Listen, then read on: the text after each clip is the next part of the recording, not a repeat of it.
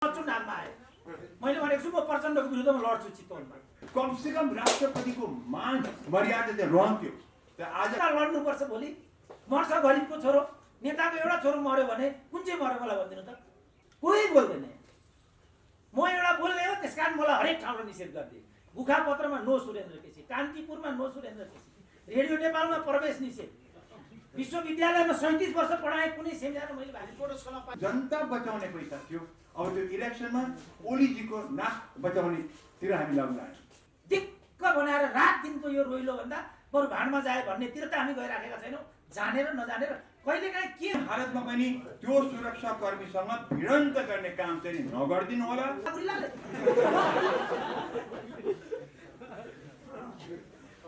मलाई शङ्का छ क्या, हामीले यिनीहरूलाई दण्डित गर्नै पर्छ र गर्नै पर्छ। यदि हामीले त्यो गरेनौँ भनेदेखि अझ हामीले दुःख पाउँछौँ।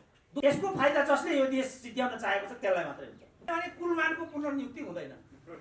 भएन भएन नि, यो लोकतन्त्र होइन, यो लुटतन्त्र हो। मैले गरेन भने त्यसपछि मुलुक सङ्कटकालमा प्रवेश गर्छ।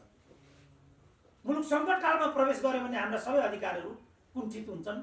सारा नेपालका मान्छेहरू सुरेन्द्र केसीमाथि हाँस्थे। अब के गर्छ होला उनीहरू? मलाई त्यहाँ अचम्म लाग्छ।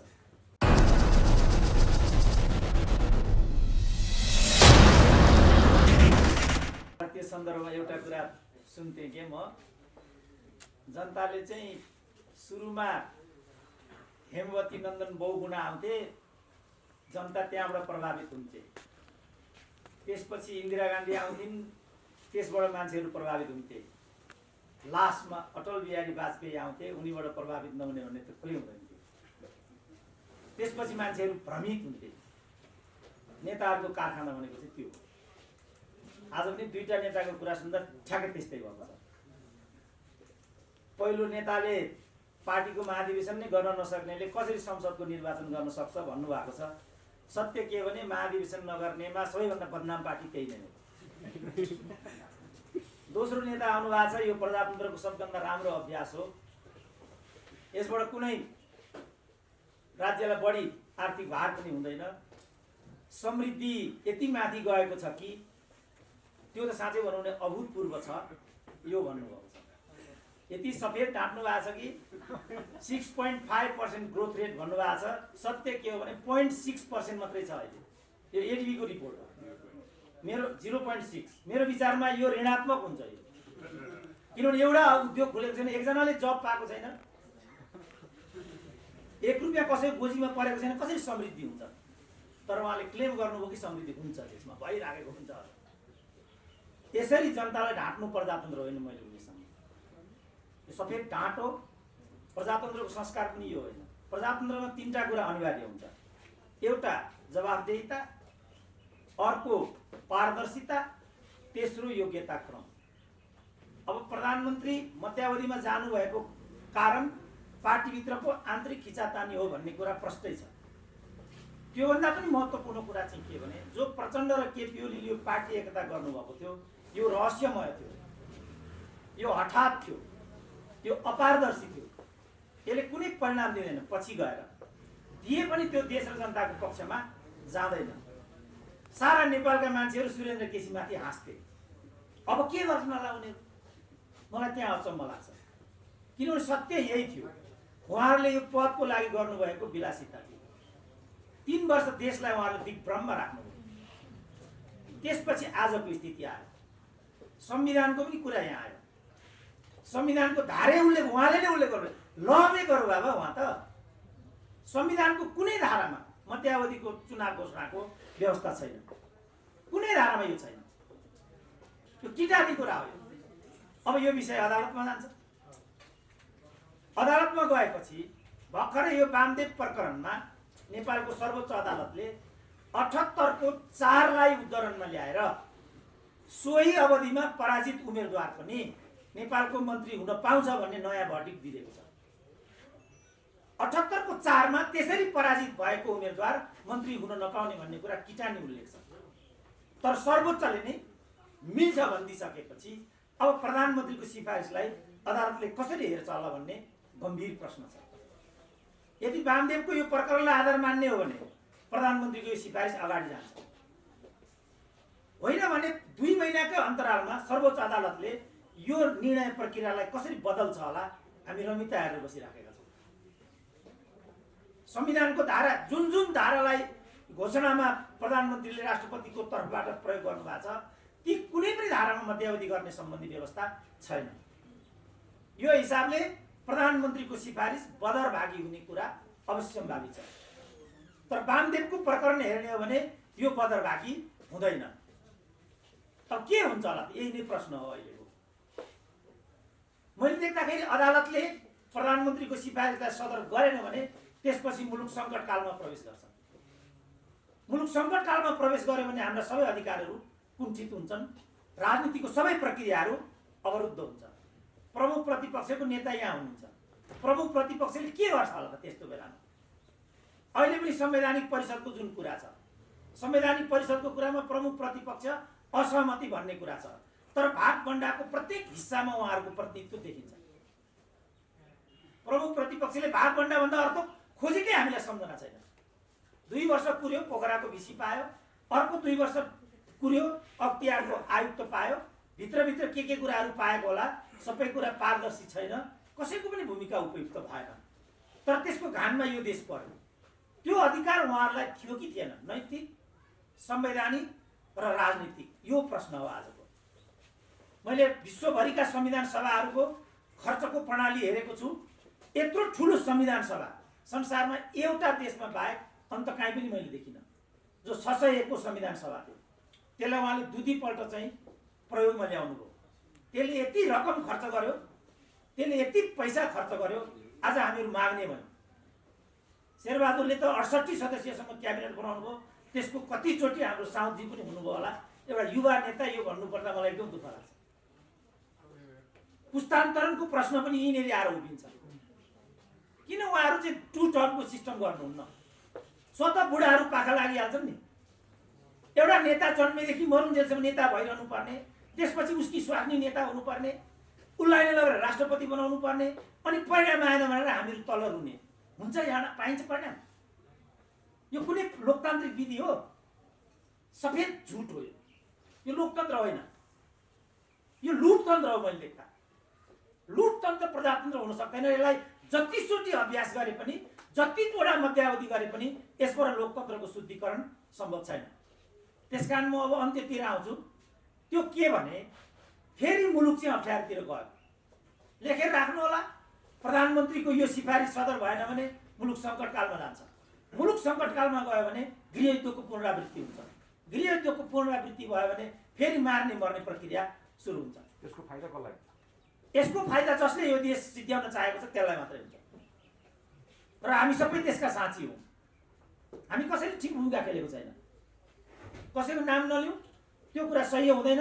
हामी कसैले, बौद्धिकले, मिडियाले, नेतृत्वले, संवैधानिक निकायले कसैले पनि सही भूमिका नखेलेको हुनाले हेर आज तपाईँलाई थाहा छ मान्छेले एक छाक खान पाउँदैन, एउटा जब छैन, एउटा उद्योग छैन, हरेक दिन एउटा न एउटा उद्योग बन्द हुन्छ।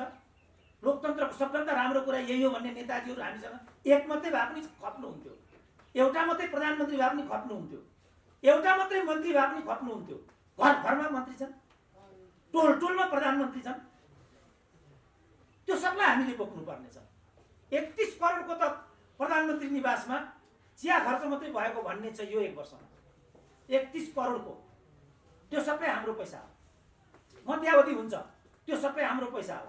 भाइ छोरा अरबमा गएर काटिने, दिदीबहिनी साउदीमा अनुचित गर्व बोकेर बजारमा पेट देखाउँदै हिँड्नुपर्ने, अनि तपाईँहरू लाचार हो। तपाईँ हामी लाचार भएर नमस्कार गर्नुपर्ने। यो लोकतन्त्र हो। लोकतन्त्रले मान्छेलाई सिकाउँछ। यही अभ्यासबाट अगाडि जानुपर्छ। जनतामा जान डराउनु हुँदैन। डराउनु त हुँदैन नि, कदम कदममा पैसा खर्च हुन्छ, कहाँबाट ल्याएर पाल्ने त तिनीहरूलाई? जनता लड्नुपर्छ। भोलि मर्छ गरिबको छोरो, नेताको एउटा छोरो मर्यो भने कुन चाहिँ मर्यो मलाई भनिदिनु त?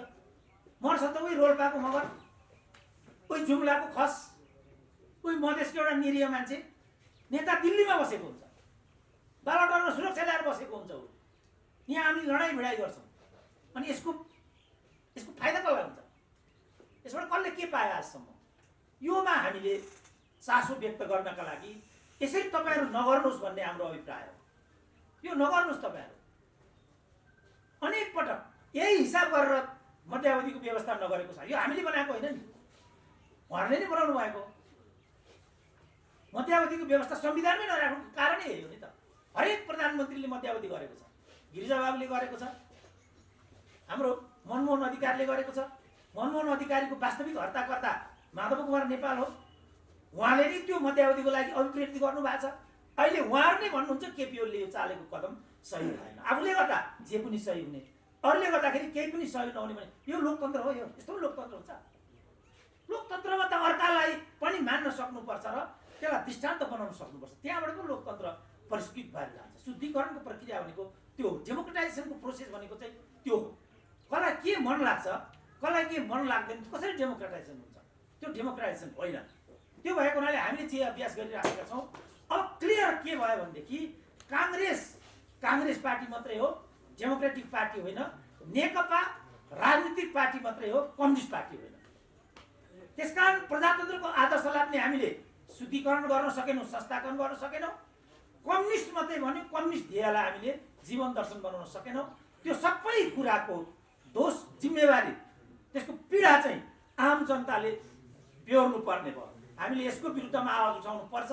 चुनाव होस्, चुनाव नहोस्, तर नेपाली जनताको मूल मुद्दा यो हुनुपर्छ। र म निष्कर्षमा आउँछु, अब हामीले यिनीहरूलाई दण्डित गर्नै पर्छ र गर्नै पर्छ। यदि हामीले त्यो गरेनौँ भनेदेखि अझ हामीले दुःख पाउँछौँ।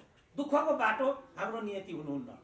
दुःखको स्थिति सिर्जना गर्नेहरूलाई दण्डित गर्ने अबको बाटो हुनुपर्छ। त्यो नहुँदासम्म नेपाली जनताको यो नियतिको पुनरावृत्ति बारम्बार भइरहन्छ र मलाई शङ्का लाग्छ कहीँ यही खेलबाट हामीले यो देश गुमाउने त होइन। यही बाटोबाट त सिक्किम गएको थियो। जनताका प्रतिनिधिहरूले 99.9% को बहुमतबाट सिक्किमलाई भारतमा विलय गर्नुपर्छ भनिएको थियो। आज त्यही त हुँदैन, त्यही बाटो त होइन यो।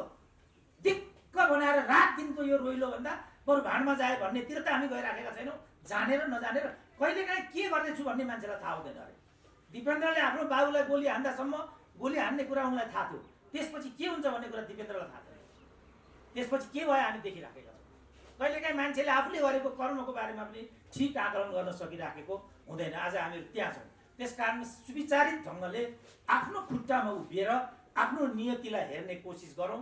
होइन भने मलाई लाग्छ साथी हो, हामीले पछुतो मान्नुपर्ने छ। अब यो देश रहने छैन, रहे पनि हामी यसलाई धान्न सक्ने छैन। त्यस्तो हुन्छ। अहिले जन्मिँदै नेपालीमाथि 46,000 ऋण छ। 13 खरबको त विदेश ऋण छ आजको मिति हो नेपालमाथि। 13 खरबकै व्यापार घाटा छ, जसको बजेट 13 खरब छ, जसको माथि 13 खरबको व्यापार घाटा छ, जसको माथि 13 खरबको वैदेशिक ऋण छ। त्यो देश कसरी देश रहन सक्छ? यति पनि थाहा हुँदैन नेताहरूलाई, यति पनि थाहा पाउँदैन बुद्धिजीवीले। तर थाहा नपाए जस्तो उनीहरू गर्छन्। यो धेरै खराब लक्षण हो। यसलाई हामीले रोक्नुपर्छ र सुधार गर्नुपर्छ। होइन भने पछुतो मात्रै बाँकी रहन्छ। मलाई बोल्ने मौका दिनुभयो। आफ्ना मान्छे ल्याउने, उखार्ने, ताली बजाउने त्यसको देशमा मलाई पनि किन ऋषिजी चाहिँ कहिलेकाहीँ यसो मौका दिनुहुन्छ। डाक्टर साहब, राजनीतिक सङ्कट उत्पन्न भएको बेलामा भेडारूपी नागरिकको भूमिका के हुन्छ, के सुझाव दिनुहुन्छ? नागरिकलाई भेडारूपी भन्नुहुन्न बाबु। नागरिकको 3टा तह हुन्छ। रैती हुन्छ, जनता हुन्छ, नागरिक हुन्छ। नेपाली जनता बल्ल बल्ल 63 को जनआन्दोलनपछि रैतीबाट जनता भएको छ। उसलाई नागरिक हुन बाँकी छ। जो अनागरिक उनले नागरिक भूमिका खेल्न सक्दैन। उदाहरणको लागि यहाँ मन्त्रीजी हुनुहुन्छ, उहाँलाई सुनाऊ। म नेपालको सबभन्दा ठुलो प्रोफेसर मानिन्छु म नेपालमा। मेरो घरमा 2057 सालदेखि मेरो घरको धारामा पानी आउँदैन। मिनिमम शुल्क तिर्छु 1100। अर्को 1100 खर्च गरेर ट्याङ्करमा लाएर काम चलाउँछु। पानीको शुल्क तिर्न म नयाँ मानिसहरूमा गएँ। बाबु मैले भने यो मेरो धारो स्थगन गरिदेऊ न, किनभने मैले चाहिँ यस्तो यस्तो प्रकारले तिर्नु पर्यो, मैले यो नसक्ने भएँ भनेपछि सर हजुरको धारो म स्थगन त गरिदिउँला, तर हजुरको धारामा पछि मेलम्चीको पानी जडान हुँदैन भनिदियो। मेलम्ची देखाइकन लुटेको छ यिनीहरूले। आज 28 वर्ष भयो मेलम्ची। मेलम्चीमाथि के भएको छ अहिले मैले तपाईँहरूले भने यहाँ टाउको फुट्ला जस्तो हुन्छ। त्यो समय पनि हामीले समयले हामीलाई पर्मिट गर्दैन। नेपालको इतिहासमा सबभन्दा ठुलो घाट भनेको मेलम्ची हो।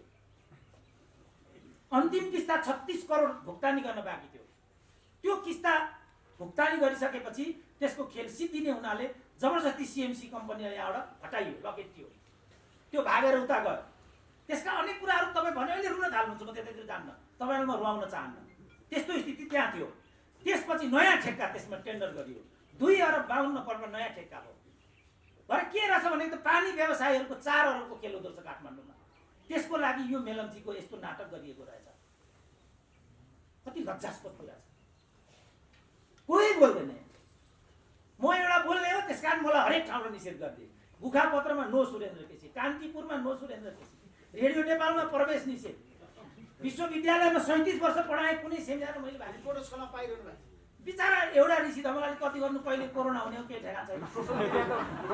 सोसल मिडिया त पुरै हजुरकै कब्जामा छ त, के फरक पर्यो त अरूले बन्द गरे? यी पनि सोसियल मिडियाहरू एकट्ठा भएर सुरेन्द्र केसीलाई देश निकाला गर्नुपर्छ भन्न थालिसके। अब मैले कहाँ जाने होला? त्यो त तपाईँ आफैले सिन्डिकेट लाउनु भएको छ सोसल मिडियामा। अनि त्यो नगर्ने हो भनेदेखि त के गर्ने त बाबु? फेरि के गर्ने हो? यत्रो छैन। सब मैले दिनमा 7 वटासम्म अन्तर्वार्ता दिएँ। हेर मेरो घाँटी क्यान्सर छ, बोल्न सक्दिनँ, अहिलेसम्म मैले खाएको छैन, आज मेरो 7औं टक हो। कसलाई दिउँ त मैले? जसलाई दिन्न उसले दुश्मनी घोषणा गरिहाल्छ। यो सोसियल मिडिया हो यो। अघि भन्नुभयो नि नेताजीले कस्तो तनक दिनुभयो त। म ढाल्थेँ नि हिजो, अब म ढाल हुन सक्दिनँ, किनभने कसैले पनि ठिक गरिरहेको छैन यो देशमा। हामी सबै सुध्रिनुपर्छ। ठिक छ, सिक्ने हो जिन्दगीमा, सिक्दै अगाडि बढ्दै अगाडि जाने हो। तर हजुर आफैले चाहिँ ठिक गर्नु भएको छैन। मैले के ठिक गर्ने होला र? केही गर्न सकेको छैन जिन्दगीमा। मेरो आँखा अगाडि मसँगको साथी एउटा इन्जेक्सन नपाएर मर्यो। मैले जहाँ पढेर आएँ त्यहाँ अहिले +2 को मैले एउटा विद्यालय निर्माण गर्न सकिनँ। आमालाई मैले पाल्न सकिनँ। मेरो भाइ लाउरे भएर चाहिँ अरबमा पुग्यो। मेरा छोराछोरी विदेशमा गएर भाँडा माझेर पेट पाल्छन्। मैले ठिक गर्ने भने कसले पत्याउँछु भाउ? केही गरेको छैन मैले। तर एउटा कुरा मेरो हकमा के छ भने मैले यो देश र यहाँका जनताको विरुद्धमा केही पनि गरेको छैन। त्यही नै राम्रो हो नि। यति चाहिँ मैले गरेको छु। अब अन्तमा बताइदिनुहोस् त, देशमा राजनीतिक सङ्कट आउँछ, सैनिक शासन आउँछ, द्वन्द्व हुन्छ, रक्तपात हुन्छ भन्छन्, हजुरलाई के लाग्छ? त्यो सब केही पनि हुँदैन। खालि के हुन्छ अब भने अदालतले यो प्रक्रियालाई रोक्यो भनेदेखि मुलुकमा सङ्कटकाल लाग्छ। मुलुकमा सङ्कटकाल लाग्यो भने YCL फुक्का हुन्छ। त्यसपछि वारदातहरू सुरु हुन्छन्। सबभन्दा पहिला उहाँहरू कुटिनुहुन्छ। राजा फर्किन्छ भनिरहेछन् नि, एउटा भुल एउटा छ नि, एउटा पङ्क्तिले राजाले आफै भनिसके मलाई दलले राजा बनाएको होइन, जनताले मलाई निकालेको होइन। कसले फर्काउँछ भाउ? उनी आफै भने राजा, मैले राजालाई कतिचोटि भेटाएको छु, मैले नै भेटाएको छु राजालाई। मैले राजालाई भने सरकार तिम्रो लागि सब तिम्रै हात्ती हौवाहरूको कारणले तिमीले विस्थापित हुनु पर्यो, सबभन्दा राम्रो तिमीलाई यो छ सरकार, यसरी नै बस भन्दै हालेँ मैले। म बाहिर आएँ, लालबुजा कडले मैलाई राजावादी भनिदिए। सर लास्टमा के भने जस्तो हजुरले यो सङ्कट ल्याउनेहरूलाई दण्डित गर्नुपर्छ भन्नुभयो नि, निर्वाचन आयो भने फेरि तिनै पार्टी मान्छेहरू आउँछन्, नयाँलाई विश्वास गर्ने वातावरण छैन। कसरी नयाँ प्रतिनिधि अथवा एउटा जिम्मेवार प्रतिनिधि हामीले चुन्न सकौँला? तपाईँहरू राजनीतिमा आउनुहुन्न। ओहो, कति राम्रो प्रश्न। त्यसमा मैले के भनेको छु भने जस्तो म काङ्ग्रेस छु, मेरो क्षेत्रमा नेकपा राम्रो उम्मेदवार छ भनेदेखि मैले हिम्मत गरेर त्यसलाई भोट हाल्न सक्नुपर्छ। र भाइ चाहिँ नेकपा हो, भाइको क्षेत्रमा काङ्ग्रेस राम्रो छ भनेदेखि हिम्मत गरेर त्यसपछि जस्तो एनपी आउँदै भनौँ न, उहाँहरू जस्ताहरूको एउटा पङ्क्तिलाई त्यहाँ पुर्याउन हामीले सक्यौँ भने त्यो एउटा परीक्षण हुन्छ। किनभने वैकल्पिक राजनीतिक धारा हामीले निर्माण गर्न सकेका छैनौँ अहिले पनि। ऋषि धमला जस्तो अर्को पत्रकारिता हामीले जन्माउन सक्यौँ न त। हामी किन जन्माउँदैन त अर्को ऋषि धमला? हिम्मत गर्नु पर्यो हामीले। त्यो भएको हुनाले मेरो योचोटि के रिक्वेस्ट छ साथीहरूलाई, आम नेपालीहरूलाई भनेदेखि पार्टी नबनौँ, जाति पनि नबनौँ, धर्म पनि नबनौँ। जो राम्रो उम्मेदवार हो त्यसलाई एकचोटि क्रस गरेर अगाडि पठाइदिउँ।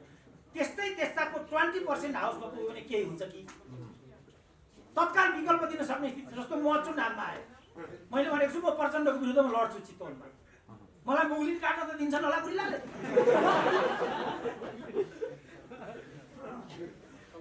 मलाई शङ्का छ क्या। तर म सोच्दैछु कि केपीको विरुद्धमा भिड्छु एकपल्ट कि प्रचण्डको विरुद्धमा भिड्छु।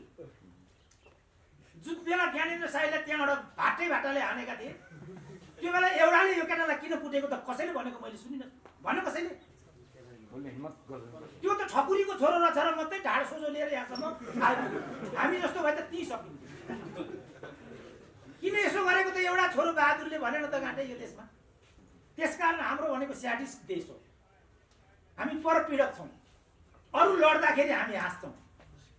मान्छे लड्दा हाँस्नु नहुने नि नियमले, तर हामी हाँस्छौँ किनभने हामी परपीडक छौँ। यो परपीडक मनोवृत्तिबाट हामीहरू मुक्त हुनु पर्यो। कहिलेसम्म स्थिति जारी रहला डाक्टर साहब, के लाग्छ? जबसम्म यो नेतृत्व कायम रहन्छ बाबु केही पनि हुँदैन। जबसम्म यो नेतृत्व कायम रहन्छ र यस्तो खालको नेतृत्व मलाई लाग्छ अर्को 100 वर्ष रहन्छ होला यो देशमा, त्यही अन्तरालमा हामी सकिन बेर्छन्। मैले यो खतरा देखेको छु। हजुर नेकपाको दुईटा ग्याङ भन्न रुचाउँछु म, ओली ग्याङ र प्रचण्ड ग्याङ, ठुलै छ समूह। दुईटा ग्याङ मिलेर जान सक्ने सम्भावना हजुर देख्नुहुन्छ कि देख्नुहुन्न, र दुईटा ग्याङलाई सुझाव के छ हजुरको? मलाई त यो समूह यहाँसम्म मिलेर आएकोमा 7औं आश्चर्य लागेको छ। कसरी यहाँसम्म मिल्यो होला यो मिल्दै नमिल्ने, किनभने यसको केही केमिस्ट्री नै मिल्दैन।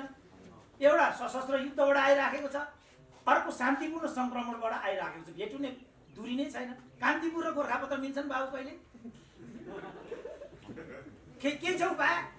कान्तिपुर र गोर्खापत्र मिल्यो भने तपाईँले अनुमान गर्नुपर्छ कि नेपालमा पत्रकारिताको भविष्य अन्त्य भयो। यिनीहरू मिल्नु भनेको पनि अन्त्यको सुरुवात थियो। राजा त्यही कुरा भयो। मैले भनेको छु, कार्यकर्तालाई मैले भनिसकेको छु, भाउ एउटा यो पार्टी विभाजित भएको घोषणा हुने बित्तिकै मलाई रोथारोहण गराउनु है भनेर। किनभने 1 2 3 4 चारवटा मैले भनेको कुरा मिले। भनिदिउँ कुन कुन मिले? हजुर यस 4वटा कुरा मैले भने कुलमानको पुनर्नियुक्ति हुँदैन, भएन नि। मैले भने मध्यावधि हुन्छ, भयो। घोषणा चाहिँ भयो। हजुर घोषणा भयो, चुनाव हुन्छ हुँदैन थाहा छैन। मध्यावधि घोषणा त भयो नि त, अब त भयो नि त। अचानक थप्पड दियो भने त अर्कै कुरा हो नि। होइन मध्यावधि नै घोषणा भइसक्यो, डेटै तोक भइसक्यो। अदालत बाहेक अरूले यसलाई रोक्न सक्दैन। यो भयो। मैले भने जयबहादुर चन्दको अख्तियारमा नियुक्ति अनिवार्य छ, त्यस बाबतको पैसा शेरबहादुरले लिइसक्नु भएको छ, भयो। तेस्रो नियुक्ति भयो। चौथो कुन थियो बाबु? मैले बिर्सेँ भन्नु त। कुन? हजुर नो होइन, संसद विघटन त मैले भनिसकेँ। कुलमान, मध्यावधि, जयबहादुर होइन। अर्कै एउटा महत्त्वपूर्ण चाहिँ अहिले आइरहेको छ। 4टा मैले भनेकोमा ठ्याक्कै 4टा भयो। अब मेरो यसको 4 एभन चौथो मेरो के छ भने यो पार्टी कुनै हालतमा एक हुन सक्दैन। मैले आफ्नो साथीहरूलाई भनेको छु, जुन दिन यो हुन्छ मलाई न्यु रोडमा लगेर रथारोहण गराउनु। म बाँचे पनि मरे पनि हरेक चोकमा सुरेन्द्र केसीलाई कुट्नुपर्छ भन्ने एकजना उभिएको हुन्छ नेपालमा। ती मध्येको झन्डले गोली नै हान्दियो भने के अचम्म भएर। बिफोर द्याट मलाई त्यहाँ लगेर एकचोटि रथारोहण गराउनु है भाउ भनेर भनेको छु। तर यो दुर्भाग्यको कुरा हो, म बिदा लिन्छु। धन्यवाद। कुनै तर्क गर्न आएको होइन, म तर्क वितर्क गर्न आएकै होइन। म आज खालि एउटै कुरा गर्न आएको हुँ, यो मुलुकलाई कसरी बचाउने, यो मुलुकलाई कसरी बचाउने, हाम्रो डेमोक्रेसी कसरी बचाउने, हामीले गर्ने के। याद गर्नु होला, तपाईँले गएको चुनावमा 76% 76% चाहिँ नि टर्नआउट भएको थियो। मान्छेले त्यति उत्साहसँग भोट गरेका थिए र त्यो इलेक्सनको नतिजा आज 3 वर्ष पुग्दाखेरि हामीले जनताले भोट गरेर पठाएका व्यक्तिहरूले सबै अधिकार सुप्रिम कोर्टलाई सुम्पिदिए। र सुप्रिम कोर्टका न्यायाधीशहरू हामीले चुनेका मान्छे होइनौँ। हामीले 76%ले चाहिँ नि चुनेका व्यक्तिहरूले चाहिँ नि सारा अधिकार आए चाहिँ नि हामीले सुप्रिम कोर्टलाई बुझाइदिए। अब जे हुनु त मुलुकमा सुप्रिम कोर्ट डिसाइड गर्छ। लोकतन्त्र भनेको त्यो होइन। लोकतन्त्र भनेको कस्तो कुरा हो भनेदेखि त्यहाँ सुप्रिम कोर्टमा चाहिँ नि खासै कानुनी कुरा जानुपर्ने हो, पोलिटिकल कुरा जानुपर्ने होइन। सबभन्दा पहिले कुरा त यो क्लियर गरौँ कि हाम्रो जनताको अधिकार हामीले चाहिँ पुरा सुप्रिम कोर्टलाई सुम्पिदियौँ। के त्यो ठिक थियो? लोकतन्त्रमा लोकतन्त्र अब कमजोर भयो। दोस्रो कुरा, आज कोरोनाको महामारी भयङ्कर छ, हामीलाई भ्याक्सिन चाहिएको छ। भ्याक्सिन किन्ने अवस्था हाम्रो छैन। अति महँगो छ भ्याक्सिन, तर त्यसलाई अलिक सस्तो पनि मुलुकबाट पाउन सकिन्छ। त्यही पनि एक भ्याक्सिनको $3-3, $4-4 पर्छ। र यहाँ जनताको अधिकारै छ, सरकारको दायित्व थियो कि चाहिँ सबै जनता जोलाई चाहिने हो फ्री भ्याक्सिन दिने। त्यसको मतलब अरबौँ खर्च हुन पर्ने थियो। अब त्यो भ्याक्सिनले जनता बचाउने जुन पैसा छ, अब त्यो पैसा विकास खर्च सबै दिएर चाहिँ अब हामी इलेक्सनतिर जानुपर्ने भयो।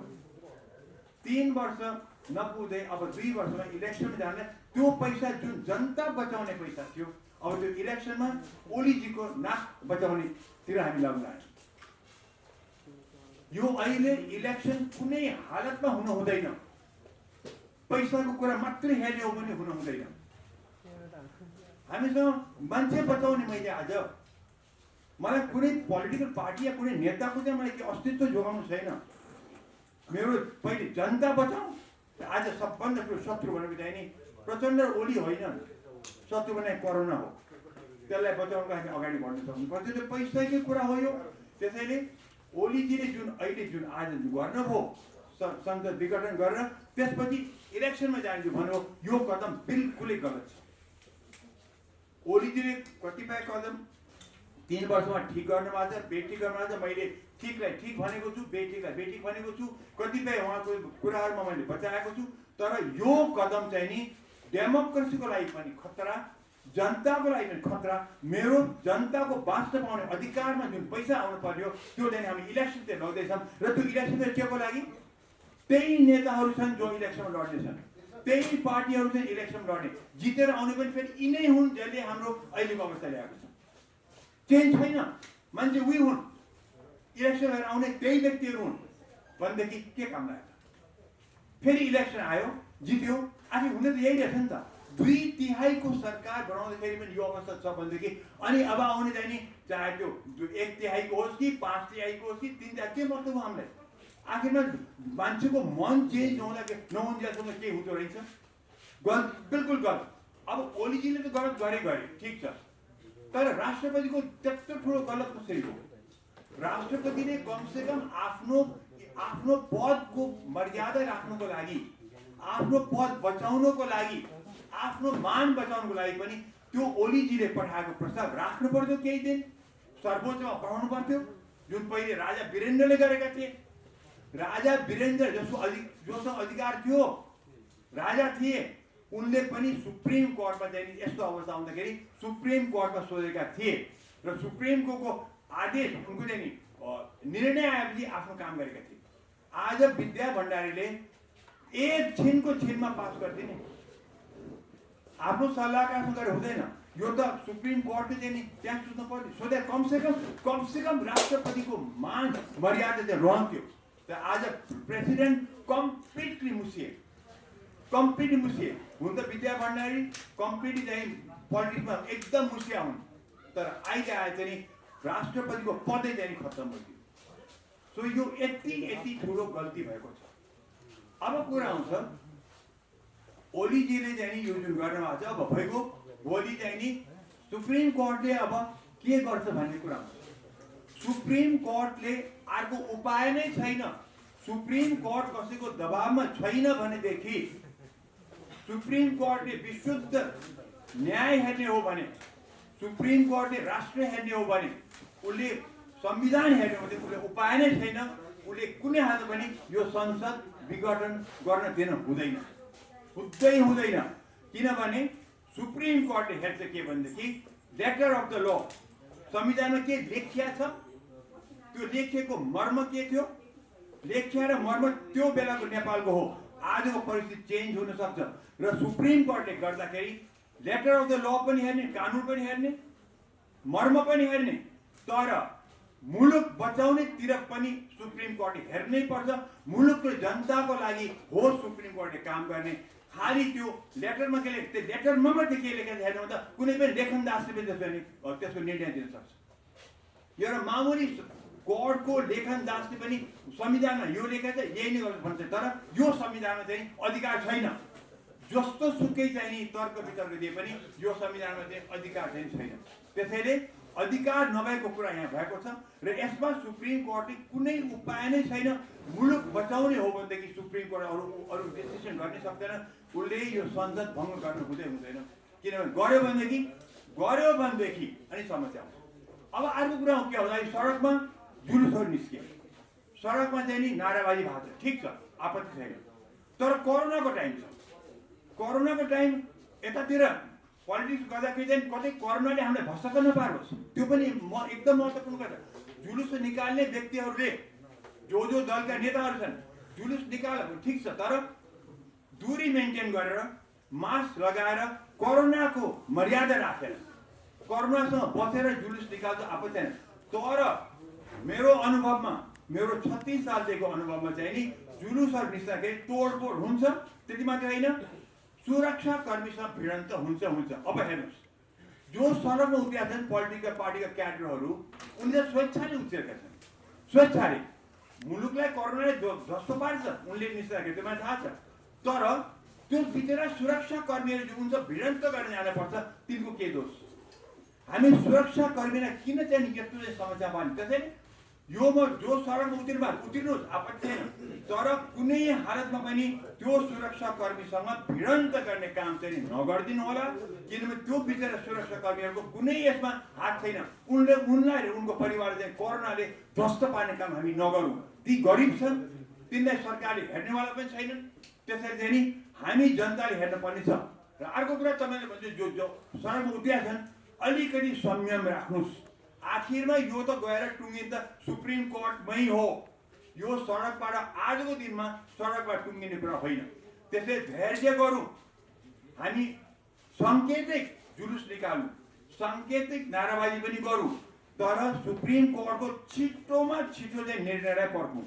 र मेरो विचारमा त्यो निर्णय कम्प्लिटली भन्छ, निर्णयले चाहिँ संसद विघटन गर्न हुँदैन भन्छ। तर त्यसपछि केही गरेर सुप्रिम कोर्टले ओलीकै लाइनमा गएर विघटन गर भनिदिएपछि अनि त्यस बेलामा चाहिँ नि म तपाईँलाई बताउँछु, अहिले कोरोना होस् कि नहोस् त्यस बेलामा पक्की मुलुकमा दन्दनी आगो चाहिँ बल्छ। यो पक्का कुरा छ। त्यसैले सुप्रिम कोर्टले पनि यो कुरा विचार गरेर आफ्नो निर्णय गरोस्। उसलाई मैले गर्न खोजे होइन, इन्फ्लुएन्स गर्न खोजे होइन, खालि भन्न खोजे कि मुलुकको हित पनि हेरेर तपाईँले निर्णय गर्न सक्नुपर्छ। र यो पनि मलाई थाहा छ कि आज तपाईँलाई त्यो गर्नलाई कुनै बाधा छैन कि संविधानमा डाइरेक्टली यो ओलीजीलाई यो अधिकार छैन कि सङ्गठन यो संविधान यो संसद विघटन गर्ने। र इनफ्याक्ट यही प्रधानमन्त्रीले संसद विघटन गर्छन् भनेरै चाहिँ नि यो क्लज चाहिँ नि यो राखिएको छ संविधानमा। र यो अधिकार नदिएको कारण पनि त्यही हो। त्यसैले यो अब ओलीजीले अहिले केही समय पर्ख्यायो के भन्छ, र उहाँलाई यो गरेर क्या कारण के भने उहाँलाई उहाँको विरोधलाई नि त्यहाँ अविश्वासको प्रस्ताव आउँदैछ भन्दा त्यो त देखियो, पक्कै देखियो। तर त्यो त सामना गर्न सक्नु पर्थ्यो। यसरी भाग्ने होइन नि। ओली जस्तो चाहिँ एउटा जस्तो खम्बा जस्तो प्रधानमन्त्रीले चाहिँ नि ओ सामना गर्नु पर्थ्यो। र हेर्नुहोस्, संसदमा हार्नु कुनै बेइज्जत हुँदैन, तर अब पार्टीले निष्कासन गर्छ, निष्कासनको दाग लाग्यो भने त त्यो त ठुलो दाग हो नि त। त्यो किन नबुझ्या? या त्यो माहिर पोलिटिसियनले संसदमा गएर हार्नु जित्नुमा कुनै ठुलो कुरा छैन। त्यो चाहिँ त इज्जत पनि होइन, बेइज्जत पनि के पनि होइन। त्यो त चल्तीको कुरा हो। तर अब पार्टीमा जुन यो पार्टी बस्छ त कम्युनिस्ट पार्टीको, उसले त डेफिनेटली चाहिँ अनुशासनमा चल्छ भनेको छ। यो त एउटा निष्कासनै हो। अब ओलीमा चाहिँ यत्रो चार्ज आएर उसले दाग लाग्नु छ त उसले त फेस गरेको हुन्थ्यो नि, फेस गर्नु पर्थ्यो नि। आएको छ भने फेस गर्न सक्नुपर्छ। त्यो पनि नगर्ने, लुसुको चाहिँ अर्को बाटो अप्नाउने, जुन बाटो चाहिँ नि मुलुकलाई चाहिँ ध्वस्त पार्ने अवस्थामा गइरहेको छ। मैले यसको त तर्कै बुझिनँ। त्यही पार्टी हुन्, त्यही मान्छे इलेक्सनमा जाने हुन्, त्यही नेता हुन्, यही अवस्था हुने, यही मान्छेले कोही घुम्ने मेचमा घुमाइरहेर के फाइदा हुन्छ हामीलाई? यो चाहिँ नि मैले बुझ्न सकिनँ के। त्यसैले चाहिँ नि अहिले मुलुक धेरै ठुलो सङ्कटमा परेको छ। र यो पनि तपाईँलाई बताइदिउँ, यसको चाहिँ नि हामी दोषीहरू हेर्ने हो भनेदेखि कोही पनि यो यसबाट चाहिँ छुटकारा पाउन सक्दैन।